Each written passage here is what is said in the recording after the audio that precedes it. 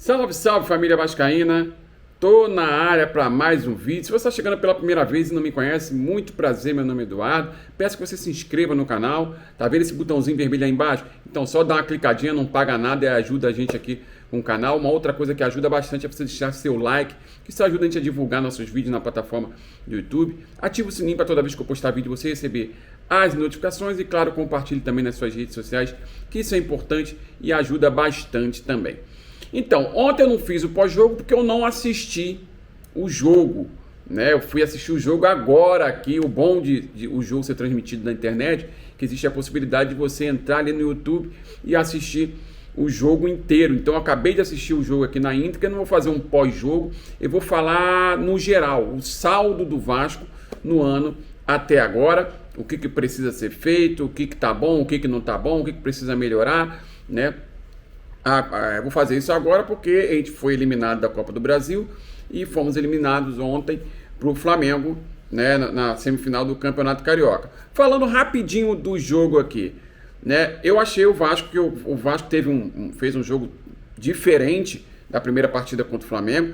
Talvez se tivesse tivesse tido a mesma postura que teve ontem, claro, mesmo com os defeitos sendo apresentados, né, erros de tomada de decisão, falhas individuais, mesmo assim, se tivesse a mesma postura, tivesse tido a mesma postura no primeiro jogo, talvez hoje a gente estaria comemorando a classificação para a final, né? O Vasco, no geral, achei o Vasco jogou melhor que o Flamengo, né? O Flamengo, né, é um time pronto, o Vasco é um time em formação, com elenco em formação, é diferente, por mais que o momento do Flamengo seja ruim, né, mas existe uma diferença.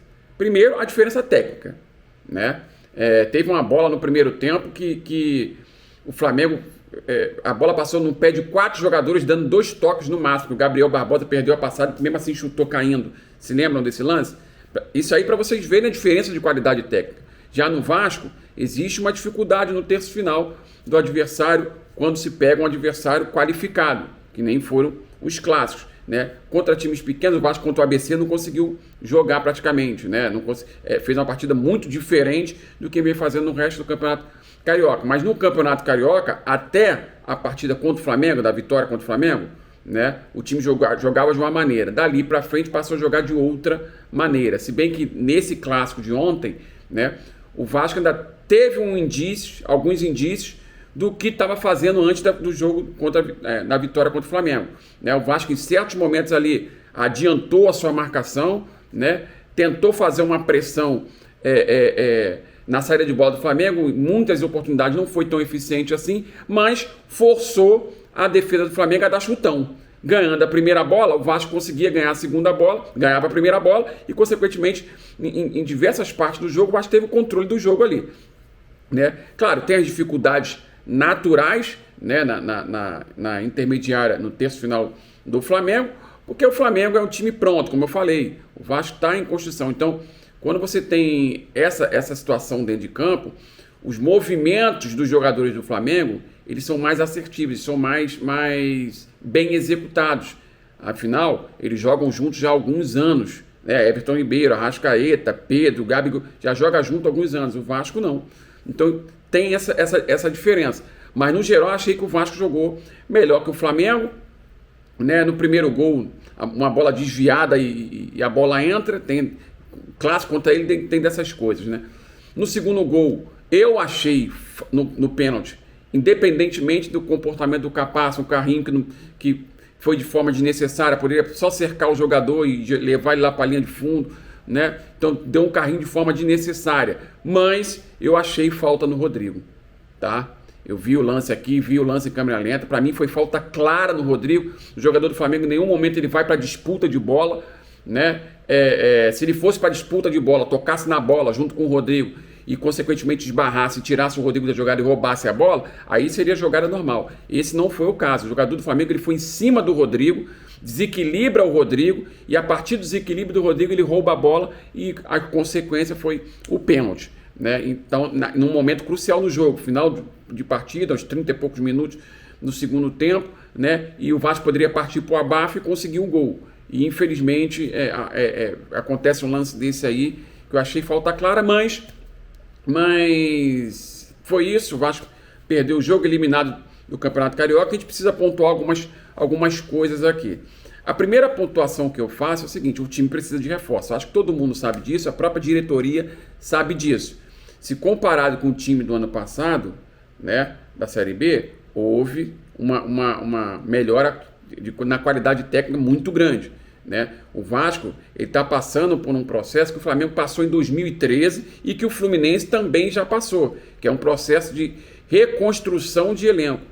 Esse ano é o ano de reconstrução do elenco do Vasco. Então o Vasco está tendo que montar uma base praticamente do zero, porque não tinha condições nenhuma de aproveitar uma base da Série B do ano passado para esse ano, não tinha a menor condição, né? Então o Vasco está tendo que reformular essa base. Tá? Trouxe alguns jogadores aí com contrato longo, isso indica que os mesmos jogadores permanecerão para as próximas temporadas, diferente do que estava acontecendo nos últimos anos, que o jogador vinha com contrato de um ano, se destacava, e no final do ano o outro time vinha e pegava, porque o jogador, obviamente, queria jogar num elenco mais qualificado. Não é o caso agora. Então, assim, o que eu vejo no Vasco é o seguinte: estão fazendo uma base, né? Essa base, os dois laterais foram boas contratações, o Léo, né? Tem o Capasso, enfim, mas faltam alguns jogadores, reforços, né?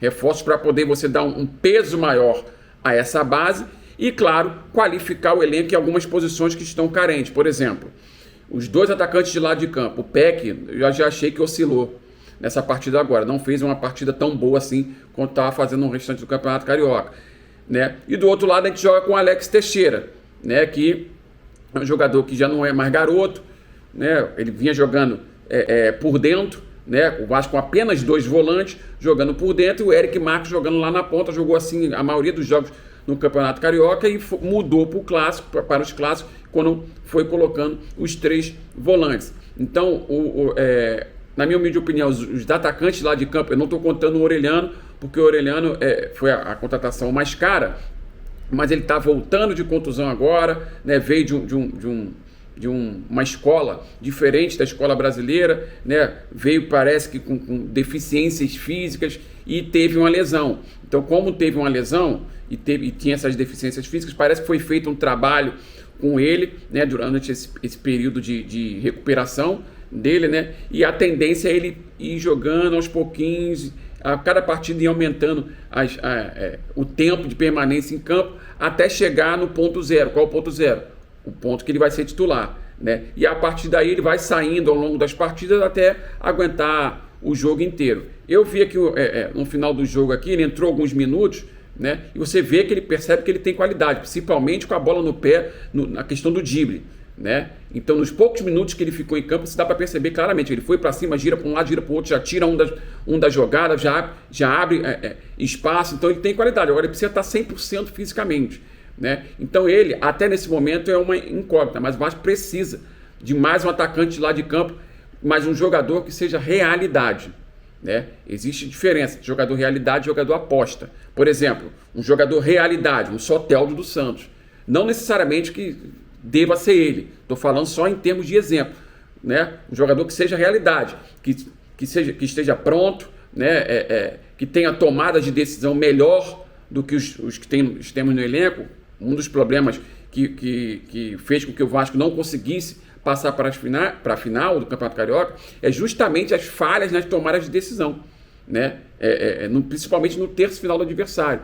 É diferente, por exemplo, quando você tem jogador de qualidade técnica superior, como o Flamengo tem, que dificilmente eles erram na tomada de decisão. Movimentação o tempo todo, toque de primeira, envolve o adversário. O Vasco ainda não está nesse estágio, né? Mas a gente precisa ter jogador que tenha um poder de decisão maior e melhor no terço final do campo. E aí vem com contratação. Os garotos da base oscilam demais. Se você parar para analisar, onde a gente tinha em campo o Eric Marcos, o Cauã Barros, o Rodrigo, o Andrei, tudo jogador novo que vai oscilar. Claro, uns mais, outros menos, aí cada um tem o seu estágio ali de maturação, mas para um campeonato brasileiro, né? O campeonato brasileiro eu acho que é outra situação. A gente tem que lembrar o seguinte: o Vasco tem um histórico, e esse histórico pesa. São 4 rebaixamentos e uma permanência na Série B. E o Vasco está vindo justamente dessa permanência na Série B, né? Ou seja, as derrotas do Vasco no Campeonato Brasileiro têm um peso muito maior do que as derrotas dos outros times, né? Então, emocionalmente, vai ser um campeonato desgastante, né, para a torcida do Vasco. A torcida do Vasco está com a emoção na flor da pele. Perdeu, o time vira Ibis. Ganhou, vira Real Madrid. É normal, é natural. É muito tempo de sofrimento extremo. Então vai ser um campeonato extremamente difícil, né? Com muitos times grandes, né? Disputando o campeonato. Se eu não me engano, todos os campeões brasileiros estão de volta para a Série A, se eu não me engano, né? Salvo alguns aí que estão muito tempo que não ganham, né? Mas, no geral, as principais equipes do país atualmente estão todas na Série A. Então, vai ser um campeonato extremamente difícil, né? E o Vasco precisa se reforçar. Então, vamos lá. Um primeiro volante. Ah, mas por que está falando primeiro volante? Porque o Rodrigo está mal? Não, o Rodrigo não está mal. Só que é o seguinte, a gente precisa de um substituto, né? Na verdade, não é nem substituto. A gente precisa dobrar as peças. Porque não tem no elenco um jogador com característica do Rodrigo, né? Não tem. Ele é aquele primeiro volante mais marcador. O Andrei é um volante que sai mais pro jogo. Ele não vai jogar tanto pelo Vasco assim, já tem prazo de validade, vai embora, né? Mas quando o Andrei foi puxado para primeiro volante, né, a característica é diferente. O Rodrigo é um jogador mais marcador, mais forte na marcação, né? É como se fosse um Yuri Lara. É mais forte na marcação do que o Andrei, né? Então o Vasco não tem outro no elenco. Precisa trazer um jogador mais experiente para ser titular e ele ficar no banco ali, né, como uma primeira peça de reposição. O Vasco precisa de atacante lá de campo que seja realidade. Foi como eu dei o exemplo do Soteldo, por exemplo, que é um jogador realidade, qualidade comprovada, jogador que decide jogos, jogador que tem altíssimo percentual de eficiência de tomar a decisão no terço final. O Vasco precisa de atacante lá de campo assim, e não de uma aposta lá de um time argentino que está jogando no sub-20 da Argentina e contrata para ver se vai dar certo ou não. A gente já tem um orelhando nessa situação, né? O outro atacante precisa ser um atacante realidade. O Vasco precisa também de um meia camisa 10. Aí, claro, o ambiente do Vasco contaminado, né? A gente sabe como é que é essa questão SAF sim, SAF não. Aí a turma que defendeu a SAF com unhas e dentes, né, e defendeu a atual gestão também com unhas e dentes, aí começa com o discurso, mas o meia não precisa porque não tem esse meia. Tem sim. Se procurar direitinho, você consegue trazer jogador para fazer essa função de meia centralizado com muito mais eficiência com o Alex Teixeira e o próprio Nenê, que está praticamente aposentado. E o Alex Teixeira não é da posição, né? Então precisa sim de trazer um camisa 10 com característica diferente do Alex Teixeira para ser titular desse time, no meio campo, titular desse time. Precisa também trazer um outro centroavante com característica diferente do Pedro Raul. Eu percebi aqui, e não é de hoje que isso vem acontecendo, né? Em alguns momentos do jogo, o meio campo do Vasco colocando o Pedro Raul numa condição que ele não vai entregar. Que condição é essa? Uma bola longa para ele disputar a corrida com o zagueiro. Isso não vai acontecer. Ele não vai performar dessa forma. Isso não é a característica dele. Pedro Raul é um jogador finalizador. Precisa colocar ele em condições de finalizar e não de disputar a corrida com o atacante, o centroavante, com o zagueiro adversário, né? Foi substituído no início do segundo tempo, colocou o Ignaldo, porque o Ignaldo tem mais velocidade do que ele. Naquele momento, o treinador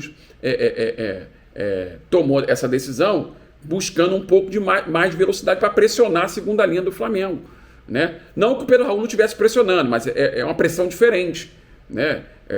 Você colocar velocidade, você marcar jogador que joga com velocidade é mais difícil do que você marcar um jogador que fica mais parado, né? É mais difícil. A zaga do Flamengo tá rateando, né? Fabrício Bruno tem velocidade, Rodrigo Caio também, e o Davi Luiz mais lento um pouquinho, mas eles rateiam. Então facilita para eles, né? Se você ficar naquele combate direto sem velocidade, põe jogador de velocidade em cima deles e aí incomoda. Então a gente precisa de um centroavante diferente, com características diferentes do Pedro Raul, né? No geral, a gente precisa dar mais opções para o treinador, Porque a gente olha para o banco e só vê garoto da base, né? Só vê garoto da base. Falaram em time competitivo, falaram em 90%, né, do elenco pronto até abril. Abril está aí na porta, né? Então, vamos ver agora. O Vasco vai ter praticamente um mês parado aí, né? Aproveita esse tempo para recuperar jogadores fisicamente. Os jogadores estavam cansados, foram 5 jogos, uma sequência muito dura aí de dias, né? Recuperar o Orelhano fisicamente, o próprio Jair fisicamente está caindo de produção por causa da questão física, né? E trazer reforços. É isso. Trazer reforços, e um ponto que me preocupa também, essa mudança de postura do Vasco. Até o jogo contra o Flamengo, o Vasco marcava em bloco alto ou intermediário, mas sempre pressionando o homem da bola, sempre pressionando as opções de passe, né? Tinha falha do fechamento da linha de passe, então o Vasco não fechava a linha de passe, com isso saía o passe entre linhas e colocava o adversário em condições de contra-ataque em igualdade numérica ou em superioridade numérica perante a segunda linha do Vasco, os 4 defensores. Era um erro que eu vinha comentando desde o início do Campeonato Carioca, mas no geral, né, a forma de jogar do Vasco estava sendo uma forma eficiente. Não é à toa que o volume de construção de jogadas estava muito alto, de finalizações, claro, uma baixa eficiência na questão do aproveitamento, mas, né, o Vasco estava construindo muitas jogadas, seja pela direita, seja pela esquerda, com ultrapassagem dos laterais por dentro e por fora, né, com troca de posição entre os laterais e os atacantes lá de campo. E a partir daquele jogo do Flamengo para frente, o Vasco muda um pouco a sua postura, não só contra o Flamengo, contra o Bangu e contra o ABC. Por isso que foi eliminado contra o ABC. Então a gente precisa ver que Vasco que vai entrar no Campeonato Brasileiro. É o Vasco, né, propositivo, pressionando lá, marcação alta, bloco alto ou bloco intermediário, pressionando o homem da bola, pressionando, fazendo pressão pós-perda de bola, pressionando os homens de passe, ou é o Vasco com 3 volantes, dando a posse de bola para o adversário, fazendo uma marcação com muito menos pressão do que estava fazendo antes, né, sem pressionar o homem da bola, dando a posse de bola para o adversário e marcando em bloco intermediário, ou às vezes até em bloco baixo para sair no contra-ataque. Qual o Vasco que nós vamos ver no Brasileiro? Fica essa dúvida aí para reflexão. Esse foi o saldo geral, né? Independente dos resultados. Eu acho que o resultado, essa desclassificação, né, nas semifinais, né, dá para entender. O que não dá para entender foi a eliminação para o ABC. A eliminação para o ABC não dá para entender. Não tinha como ser eliminado da forma que jogou. Se jogasse da forma que jogou contra o Flamengo, contra o ABC, passava tranquilamente, né? Então aí foi um ponto que para mim eu considero vergonha, né? Mas no geral, o Vasco está em reestruturação, né? E são esses resultados anormais e atípicos, quando se está em reestruturação, né? A tendência é acontecer com maior frequência do que quando o time começar, né? O elenco começar a ficar melhor qualificado, mais competitivo e pronto, consequentemente, depois desses estágios iniciais aí, né? Então por mais que a gente fique chateado, né, a tendência é acontecer resultados atípicos no início do trabalho, né? Mas vamos ver como é que o Vasco vai chegar no Brasileiro, e reforços, sempre batendo essa tecla. Prometer um time competitivo. O time do Vasco hoje, com essa penca de jogadores da base oscilando e uma base em formação, né? Ainda precisando de mais minutagem, mais entrosamento, as falhas individuais ainda estão acontecendo, quando a base está pronta, né? Dificilmente acontece falhas individuais que nem vem acontecendo, que consequentemente comprometer a classificação do Vasco para a final, né? Então a gente precisa observar primeiro, qual vai ser o Vasco que vai entrar no Campeonato Brasileiro, se é como eu falei, até o clássico contra o Flamengo, a vitória, ou esse Vasco dando a posse de bola para o adversário. É o primeiro ponto. E o segundo ponto, tem que trazer reforço. Porque se quer um time competitivo e foi prometido isso, né, não pode o treinador olhar para o banco e ter só jogador da base como opção. Não pode. O jogador da base oscila, cada um tem seu tempo de maturação, né? E essa oscilação leva a irregularidade, e irregularidade no Campeonato Brasileiro da Série A leva, consequentemente, a briga para não cair. Principalmente no caso do Vasco No caso do Vasco, que tem um histórico muito grande de rebaixamento, né? E vem de uma permanência na Série B, onde, como eu falei para vocês, a derrota do Vasco tem um peso muito maior do que a derrota para os demais. Vamos ver como é que vai ser esse Vasco aí, um mês parado praticamente, e vamos ver quais serão os reforços que vão chegar e o nível dos reforços. Tá? Esse foi o vídeo de hoje, espero que vocês tenham gostado. Se vocês gostaram, peço mais uma vez que se inscreva no canal, deixe seu like no vídeo, ative o sininho para toda vez que eu postar vídeo você receber as notificações e vamos em frente a aguardar isso aí. O saldo no geral, claro que a gente sempre quer ver um pouco mais, né? Então assim, o saldo no geral não foi tão bom, né? Mas não foi o desastre total, tirando a Copa do Brasil. Né? Dá para vislumbrar sim, né? um ano mais tranquilo na Série A, desde que cheguem reforços para qualificar esse time aí, né? E consequentemente torná-lo mais competitivo. Hoje para a Série A ainda não é, né? Então a gente espera a chegada desses reforços aí com muita ansiedade. Um abraço e até o próximo vídeo. Valeu!